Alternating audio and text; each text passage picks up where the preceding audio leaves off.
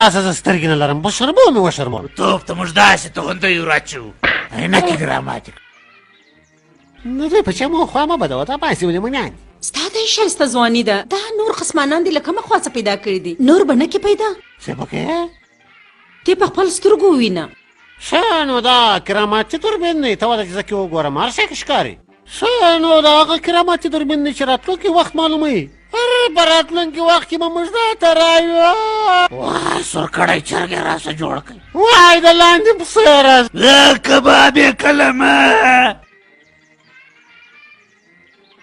هر خوند مې نسته اوس لاندې څه جوړوي ورڅه وچکونه مه راته درېږه څو ورځې دې پاتې دي چا ته وایه تا ته وایم کور د وطن باداره چې ماته دې نه وویل ته نو کم بې عقلی شوه تا ته ووایم په کار خو دا و ښایستې چې پر دې هېواد باندې ستا باچایي وایي ما ته دا ښکاري چې په ټوله نړۍ کې به ته باچا دا لړګینک ګوره باچایي ګوره دی خو خپله پزه نشي صفا کولی ښه نو زه لړګینک یم خود دې پزه به دې در کوپه کړم ستا پزه اته دا راوښی دا لرګی څو فوټه دی اوس بیا معلومه کړو چې دا څو فوټه دی که د هر چا لاس د دې سر ته ورسېدی د چا سر هغه بریالی دی او د ښایستې د غوږ والی دی درې څلور پنځه شپږ اووه نه لس دولس یولس ډبله بې عقله په خبره سر خلاص کړه نن ما ته واري راکړه بله ورځ بیا تا ته واري ولې چې دې د وزارته پسې واخلم بداره خطا باسې به مینه ولاکه واري درکړم زما لاس ورسېدی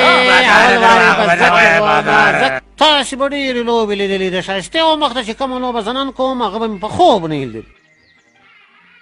اوس ورته ګوره ښایستې چې زه څو ګټې وړم ماما نه لوبغاړی دا څنګه در سپاته سو درد د ګټې تللې بډې یې څڅلو هغه دی زه یې وینم دا دې راومیستی زما سره یو وار بل هم شته خپلې مجلې دی که دا ساده وس کار نه دی دا اوس واري دي چې تا وکړي داخلي مې بندوی که د لرګۍ په دا پزه کې در ووم سلامۍ دی لګیا اوسه ځان ښکاره دې ګوره ځان به وشرموي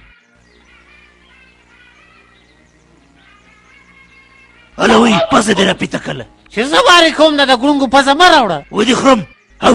او بېزوګی ګیږي سترګې به دې در وباسم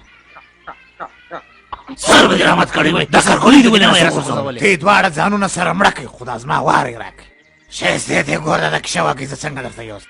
چې ومې نه شرموې که مخامخ مې تر شا لګېږي لعنت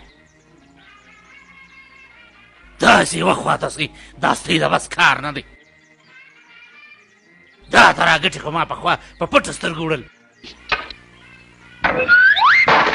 اوس خوند یې وکړئ څنګه مې دا ګټې در مات کړي ولاکه د ژوند څکه راسه وکړې ولاکه دې ژوندی پرېږدم زه هم در باندې غاپم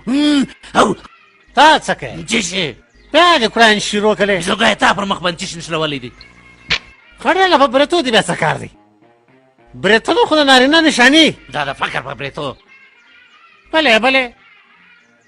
کښېنه زه درلم وزیر درواغه دا سنبال که دا چې هلته قرآن چې ونه وي هغه به صحیح